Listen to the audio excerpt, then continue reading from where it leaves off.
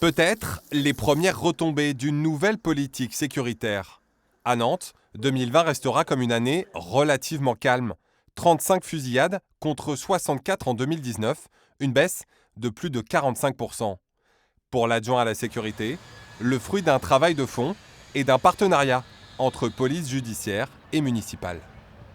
Quand la police municipale patrouille en ville ou patrouille dans un quartier, elle rassure, elle dissuade et en même temps, ça libère du temps pour les policiers nationaux. Quand le centre de supervision urbain, nos caméras de vidéoprotection filment des actions délictueuses ou permettent à la demande de la police de retrouver le trajet d'un malfaiteur, là aussi c'est d'une aide puissante aux enquêtes policières. Pour expliquer également cette baisse, la crise sanitaire et les 2 confinements de l'année. En 2020, la délinquance, elle aussi, a dû s'adapter et rester en partie chez elle.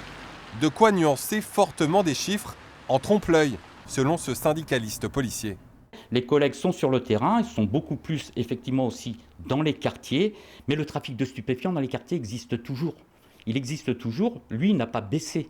C'est le nombre de fusillades. Peut-être qu'effectivement aussi, une répartition des territoires s'est faite et que les quartiers sont calmes. Il suffit juste d'une guerre de territoire et puis on recommencera des fusillades. Et des armes, il y en aura encore. Plus d'investigations et de présence policière. Résultat, une délinquance dérangée dans ses activités et décidée à marquer son territoire. On conçoit que ce travail de fond puisse gêner un certain nombre de délinquants, un certain nombre de réseaux, de têtes de réseau, qui cherchent sans doute à faire diversion, par exemple par l'utilisation de mortiers ou de feux d'artifice, ce qui est évidemment particulièrement choquant. L'acquisition et l'utilisation de mortiers d'artifice seront interdites sur toute l'agglomération nantaise jusqu'à début janvier.